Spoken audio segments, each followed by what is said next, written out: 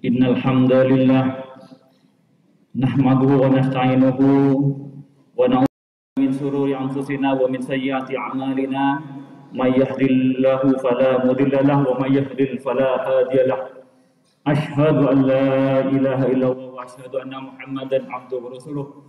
Allahumma shalli wa sallim ala sayyidina Muhammadin wa ala alihi wa sahbihi wa barik wa sallim wa ba'du. Ya ma'asyiral kiram, ayuhan nas ittaqullaha haqqa tuqatih wa la tamutunna illa wa antum muslimun. Jamaah masjid yang dimuliakan Allah,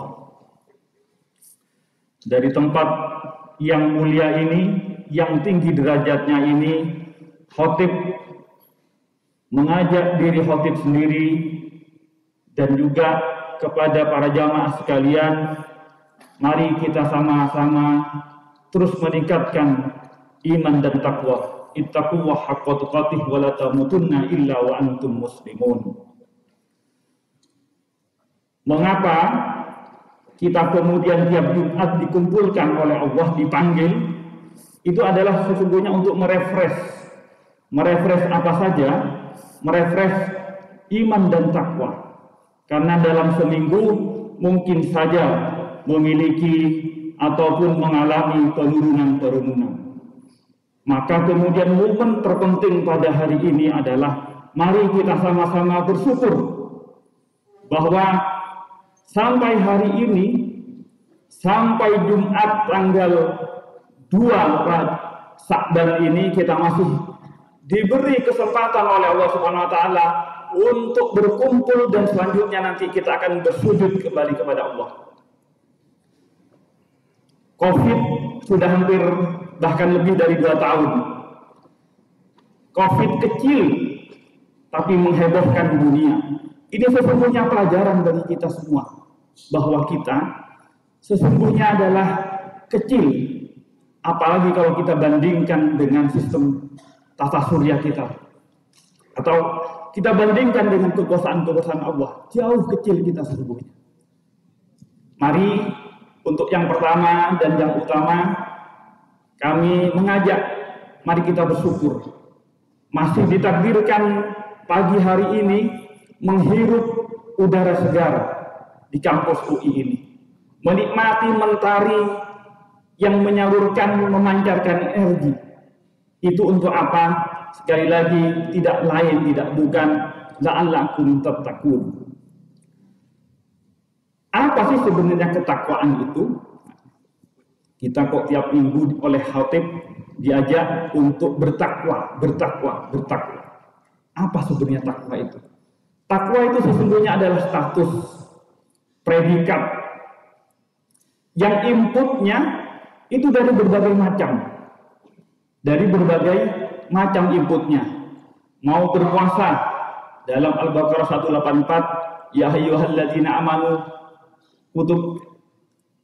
ya ayyuhalladzina amanu kutiba alaikumusyamu kama kutiba alal ladzina min qablikum la'allakum tattaqun. Dengan bersiam kita yang akan menghadapi pada bulan yang akan datang, Ramadan yang akan datang, dengan siam kita bisa melahirkan ketakwaan. Apakah hanya dengan siam? Tidak, ternyata. Dengan keadilan, al-adlu at-taqwa. Dengan keadilan kita bisa juga melahirkan ketakwaan. Dengan memberi, dengan bersolat, kita kemudian melahirkan ketakwaan. Ini yang mari kita sama-sama memahami bahwa sekali lagi ketakwaan itu banyak jalannya, banyak caranya. Oleh karena itu kemudian kita mengenal untuk melahirkan ketakwaan itu dengan cara beribadah. Ibadah itu apa? Apa sih sebenarnya ibadah itu? Ibadah adalah sesungguhnya adalah esensi dari kehidupan kita adalah beribadah. Kenapa begitu? Dalam surat Ad-Dariyat ayat 56 Allah Subhanahu wa taala berfirman, "Wa ma khalaqtal jinna wal insa illa liya'budun." Tidak kuciptakan engkau manusia maupun jin, dari golongan jin dan manusia, kecuali untuk beribadah. Beribadah itu apa sesungguhnya? Beribadah itu adalah menundukkan diri kita kepada Allah Subhanahu wa taala. Maka sesungguhnya ibadah itu kemudian segala kehidupan aktivitas kita, mulai dari lahir sampai nanti mati, itu sesungguhnya haruslah berbentuk ataupun merupakan aktualisasi dan manifestasi kita beribadah kepada Allah Subhanahu wa taala.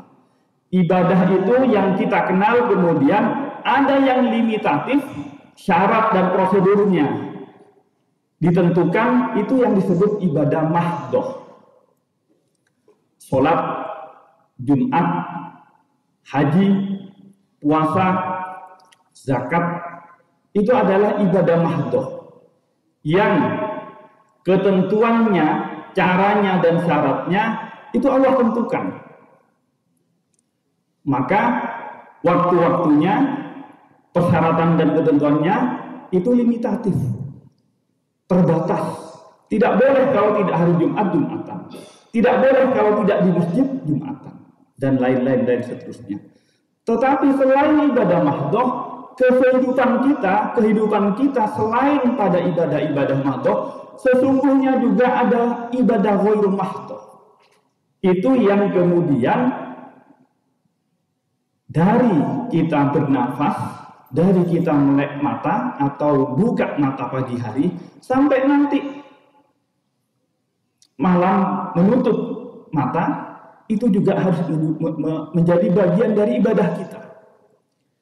Jadi ibadah itu adalah input atau aktiviti untuk mencapai ketakwaan. Bentuknya macam-macam aktivitas ibadah tersebut.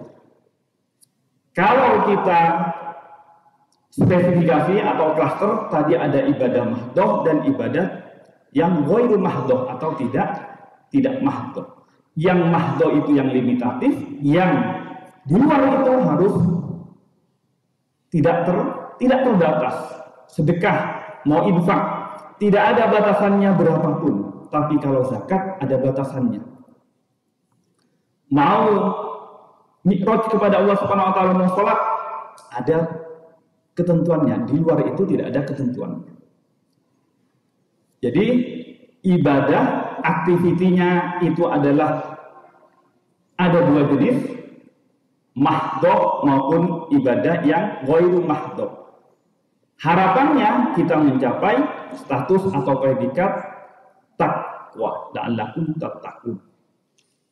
Pertanyaannya lebih lanjut, kalau kita spesifikasi tadi, sesungguhnya orientasi atau kalau tadi kita pisahkan klaster mahdoh dan mahdoh, sasarannya kepada siapa ibadah ini? Sasarannya kepada ada dua hal. Kenapa dua hal? Karena manusia itu dicipta dalam dua jenis, dalam dua predikat. Abdullah, hamba Allah, dan juga sebagai apa? Inni ja'ilun fil ardi khalifah. Maka pada diri manusia itu ada dua status. Status sebagai Abdullah dan khalifah. Maka setiap ibadah tidak jauh dan tidak boleh keluar dalam status itu. Sebagai Abdul, maka semua orientasi keibadahan kita harus murni hanya kepada Allah Subhanahu wa taala, tidak boleh kepada yang lain. Sasaran yang kedua sebagai khalifah adalah apa? Kepada seluruh alam, rahmatan lil alamin, kepada tetangga kita, kepada lingkungan kita, kepada kabupaten atau kota kita, pada provinsi kita, pada negara kita, bahkan kepada alam raya siapapun makhluknya. Kita harus menjadi khalifah, penyambung kuasa Allah untuk melahirkan Rahman dan Rahimnya, perawatan Allah, pelindungan Allah, penjagaan Allah.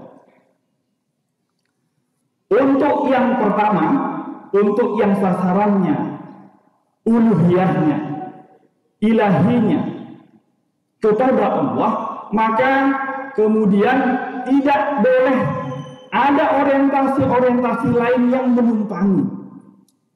ibadah kita hanya kepada Allah Subhanahu wa taala. Sasaran yang kedua tadi formilnya kepada Allah Subhanahu wa taala, yang kedua materialnya, kemanfaatannya kepada rahmatan lil alamin. Maka dua hal ini hanya formilnya semua yang kepada sujud kepada Allah, sholat kepada Allah, haji kepada Allah. Sementara di luar yang ghairu yang di luar yang limitatif tadi, yang mahdo itu, maka semua alam raya termasuk tetangga kita, bangsa kita, bahkan alam raya itu harus menjadi bagian dari sasaran untuk menerima kemanfaatan, penjagaan dan perlindungan kita. Khairun nas anfa'ukum linnas. Kami kembali garis bawahi yang dikhotbahkan oleh para khatib dimanapun di masjid-masjid itu untuk mencapai takwa. Caranya dengan beribadah. Ibadah itu ada yang mahdoh, ada yang ghairu mahdoh. Sasarannya kepada Allah. Teruntuknya, tapi formil perbuatannya mungkin zakat kepada masyarakat yang fakir miskin. Tapi juga di luar ibadah mahdoh kita ada dosen, ada mahasiswa dan lain-lain status predikatnya. Itu harus menjadi bagian dari peribadatan kita. Tidak boleh kemudian mengasumsikan ibadah hanya ketika bersajadah di atas masjid. Kemudian terbatas hanya kemudian ingat dan kemudian beribadah kepada Allah Subhanahu wa taala hanya di lingkungan masjid ini. Keluar masjid seakan-akan lupa bahwa kehidupan ini kemudian menjadi tidak beribadah. Ini yang kemudian sekali lagi Islam mengajarkan bahwa kehidupan kita dalam satu tarikan nafas, kita menyebarkan manfaatan, juga kemudian melantunkan ibadah kita, memunculkan ibadah-ibadah kita kepada Allah Subhanahu wa taala. Ini di titik ini kami berharap kemudian masjid yang di tengah-tengah kampus ini menjadi syiar bahwa sesungguhnya Islam itu meninggikan dua derajat. Yarfa'il ladzina amanu minkum darajat. Aku mengangkat derajat kalian orang-orang yang beriman dan orang-orang yang berilmu. Di tempat ini, di tengah kampus ini jelas, di tengah-tengah kaum berterpelajar, cerdik pandai. Tapi juga karena di dalam masjid pasti dan yakin bahwa tempat ini adalah tempat-tempat orang yang beriman. Maka sesungguhnya di tempat ini harus kita memancarkan syiar siapapun yang kemudian berkumpul, yang kemudian beribadah di tempat ini, memunculkan dua hal. Memunculkan cahaya keimanannya bahwa hidupnya untuk Allah, dan yang kedua perilaku sosialnya, kehidupannya harus memancarkan kemanfaatan. Tidak lain yang keluar dari mulutnya adalah mulut yang hasanah. Tidak muncul kemudian dari pikiran yang hasanah.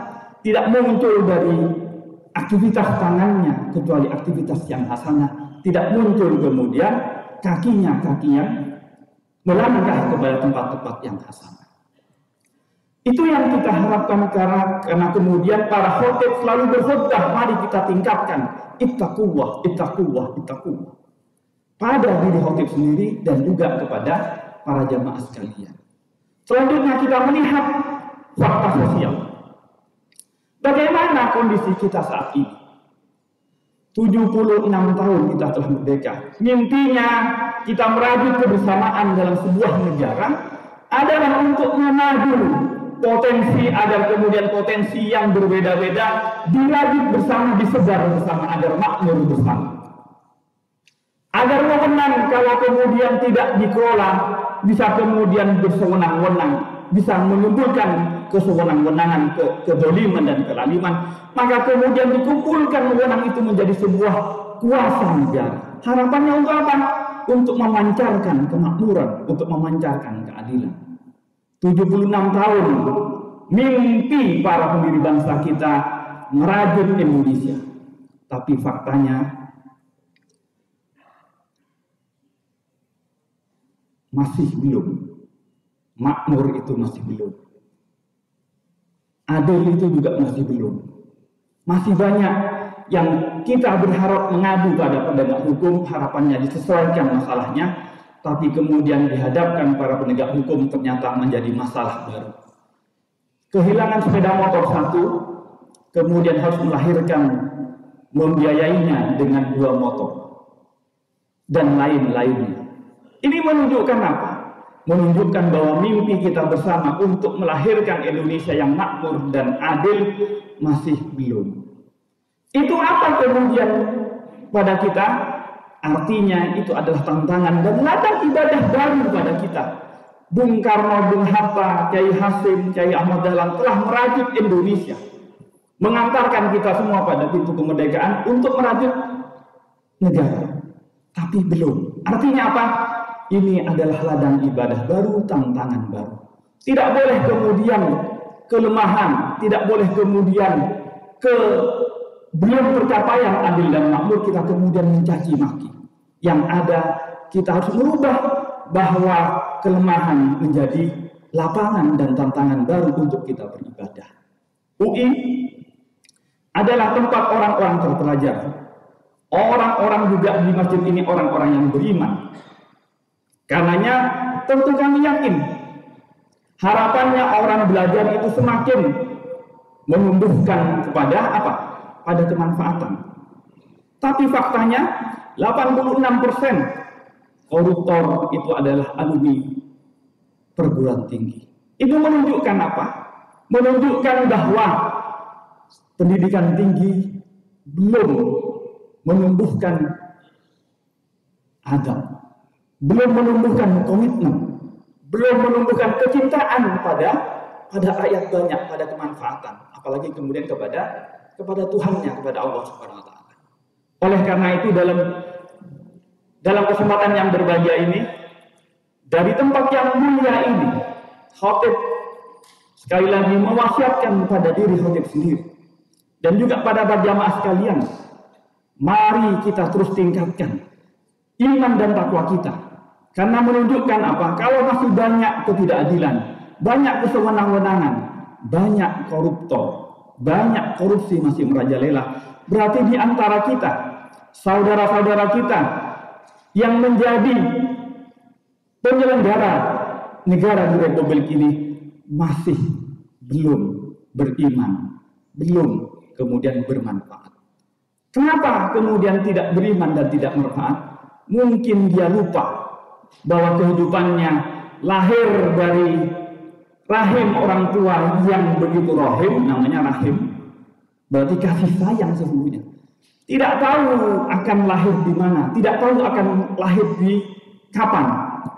Sesungguhnya itu kita lahir karena Allah Subhanahu wa taala. Tidak lain, tidak bukan adalah untuk apa? Melebarkan rahimnya, melebarkan kasih sayangnya untuk Allah dan untuk masyarakat. Mari dari mimbar yang mulia ini, di kampus yang mulia ini, karena tempat orang-orang yang beriman dan berilmu, khatib berwasiat pada diri kami sendiri maupun para jamaah sekalian, tantangan dan kesempatan Anda untuk beribadah, karena masih banyak lapangan-lapangan ketatanegaraan, struktur ketatanegaraan yang masih belum diisi oleh orang-orang beriman, belum diisi oleh orang-orang yang sadar bahwa sesungguhnya kehidupannya untuk orang lain, bukan untuk dirinya. Koruptor itu sesungguhnya adalah menganggap orang lain itu adalah potensi untuk dimanfaatkan. Kalau orang-orang beriman, orang-orang yang sadar kehidupannya untuk beribadah, menganggap orang lain adalah ladang ibadah. Orang melihat orang miskin, sadar bahwa ini ladang saya untuk berinfak, bersedekah. Ada konstituen sadar bahwa dia perlu diberdayakan. Ada ketidakadilan, kemudian empati untuk mengadvokasi. Ada orang sakit di hadapan orang-orang dari Fakultas Kedokteran, tumbuh empatinya untuk menyehatkan. Ada daerah tertutup dari informasi bagi orang-orang Fakultas Ilmu Komunikasi, ini ladang saya untuk mengabdi. Ada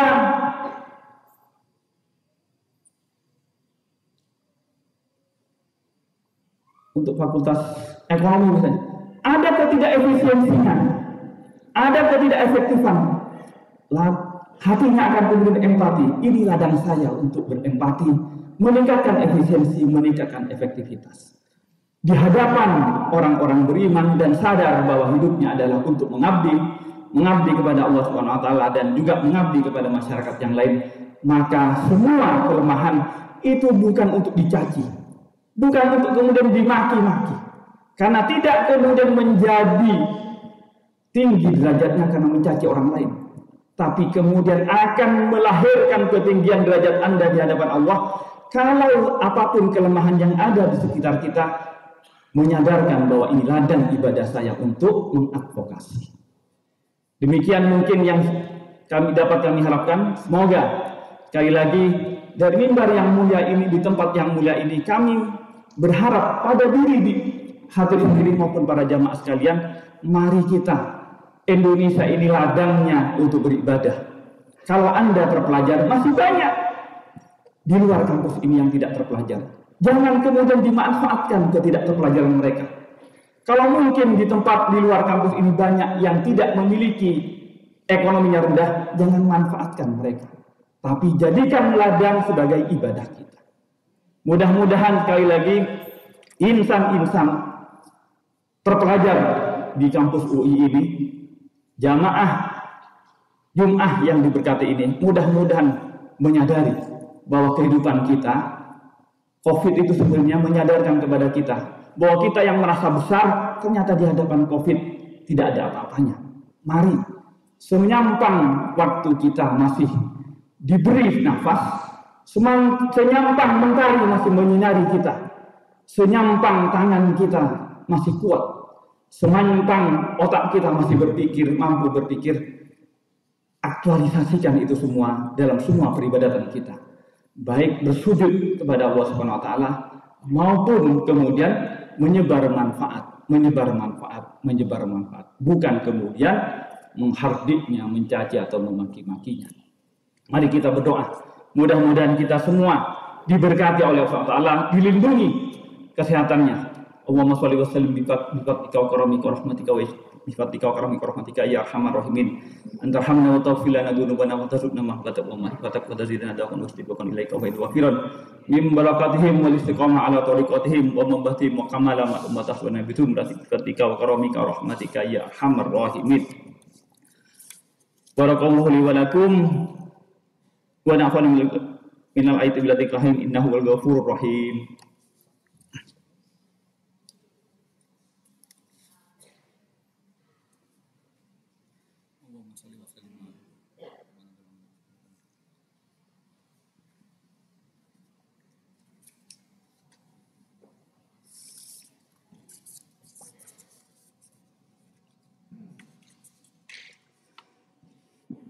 Alhamdulillah, nahmaduhu wa nasta'inu ala ummatil ladina asyhadu an la ilaha illallah wa asyhadu anna Muhammadan abduhu wa rasuluh. Allahumma shalli wa sallim ala sayyidina Muhammad wa ala alihi wa sahbihi wa sallim. Allahumma shalli salatan kamilah wa sallim salaman tamman ala sayyidina Muhammadin alladzi tanhalu bil uqdatan fajibil qurratu min hawaij wa tunal bi ruqa'i kusma wa timistaqal gamam bi wajhil karim wa ala alihi wa sahbihi kulli nafatin wa nafasin bi adadin min kulli ma'lumin. Qala Allahu ta'ala fil Qur'anil karim ya ayyuhalladzina amanu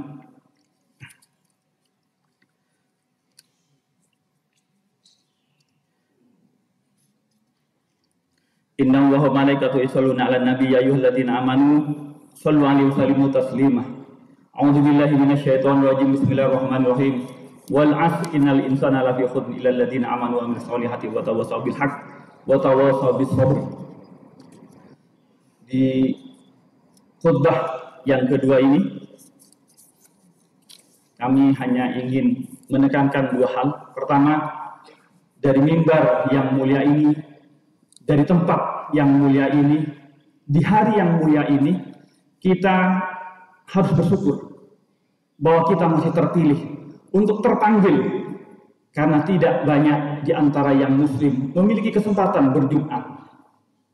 Kedua, tak banyak kemudian yang memiliki kesempatan karena mungkin sakit, karena mungkin tugas, ataupun karena alasan apapun.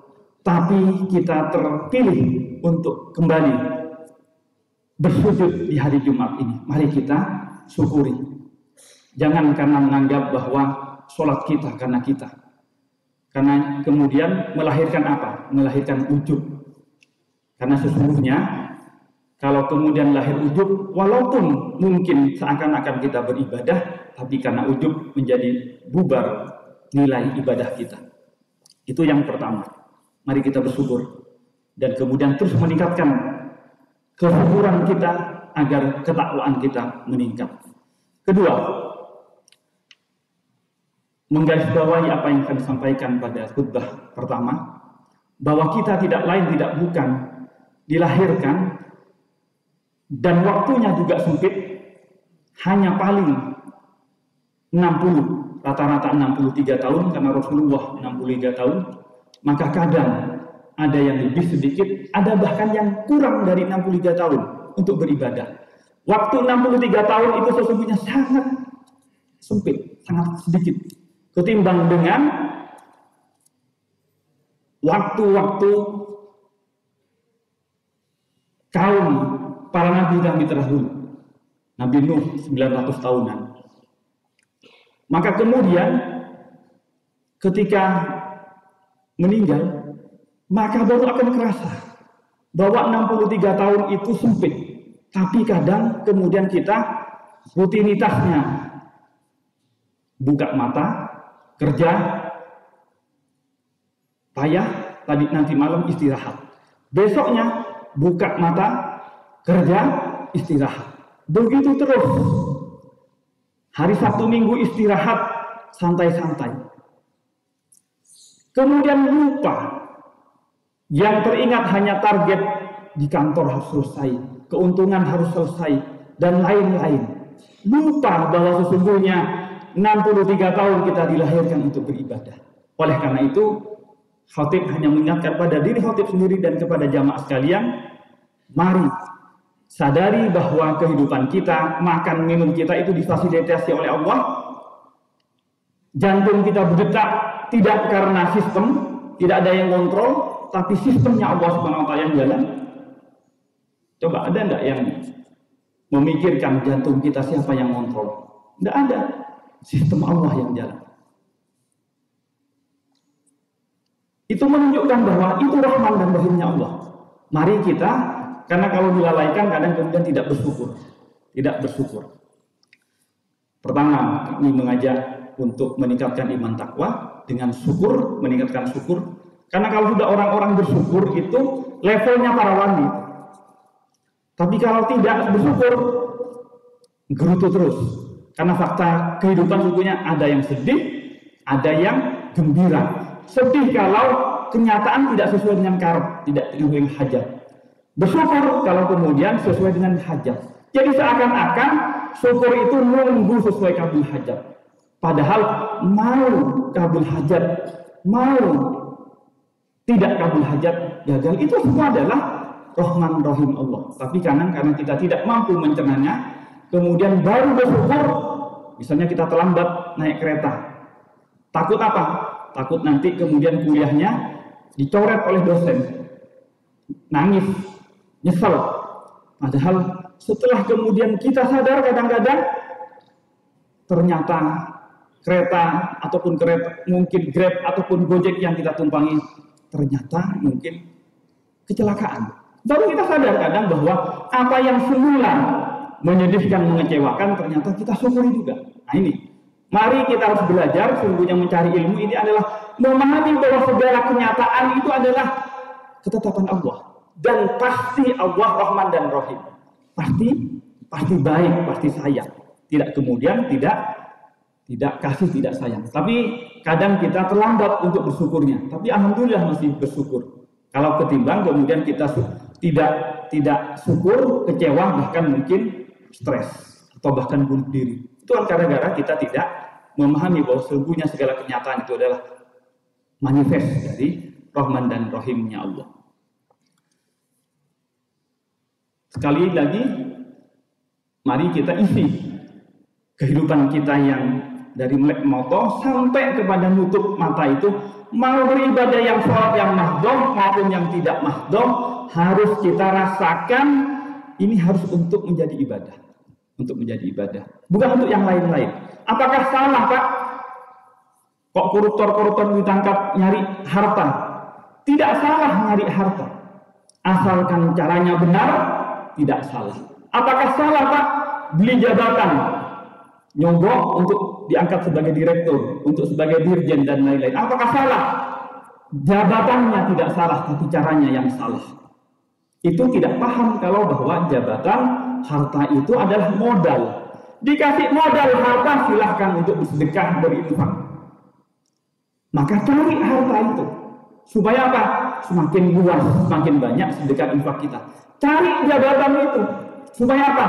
Supaya kemudian kalau hanya anak kos ruangannya dari 4x6, beristri, sudah punya yang dibimbing, istri kita, punya anak kita yang dibimbing, kemudian naik jadi ketua RT.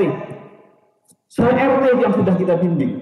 Naik jadi bupati wali kota, sebupati, sekabupaten, sewali kota yang menjadi amanah kita untuk kita, jadikan ladang ibadah. Apalagi jadi pimpinan negeri, jadi presiden. Maka harta dan juga jabatan itu harus digenggam. Tapi jangan di hati. Jangan kemudian harus di hati seakan-akan tidak punya harta, bubar. Tidak punya jabatan, kemudian stres. Dipindah jabatannya, stres. Diturunkan jabatannya, stres. Anggap sekali lagi bahwa harta maupun jabatan hanya modal untuk kemudian menebarkan manfaat. Tidak punya jabatan berarti tidak diamanahi.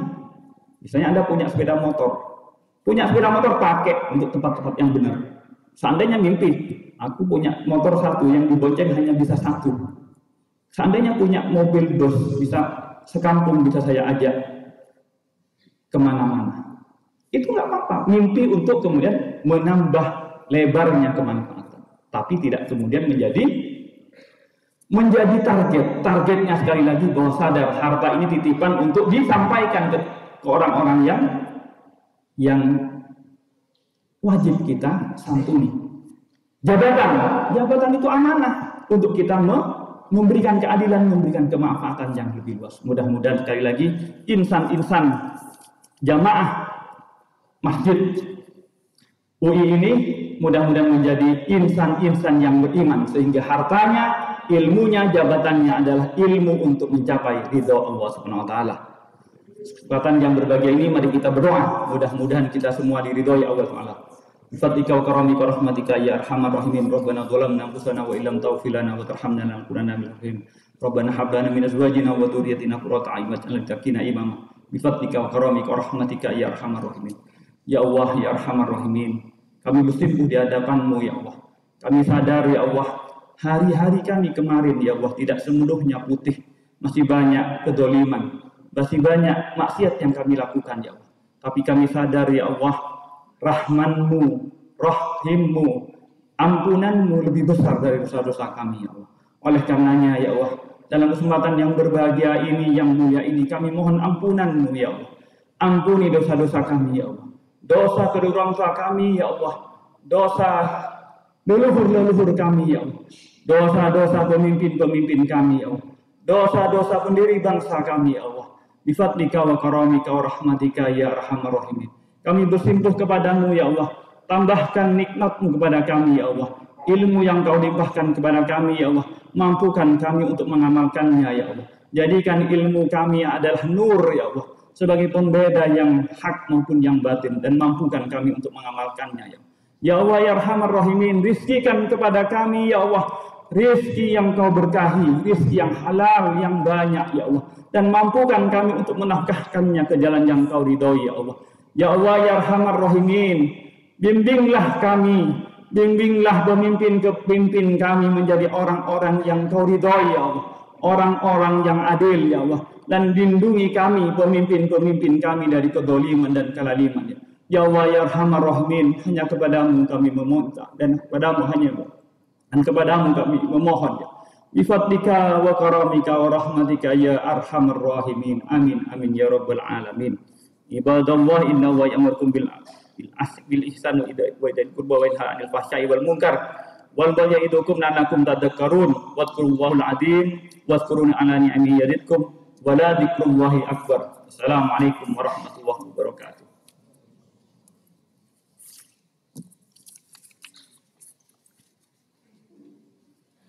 Oh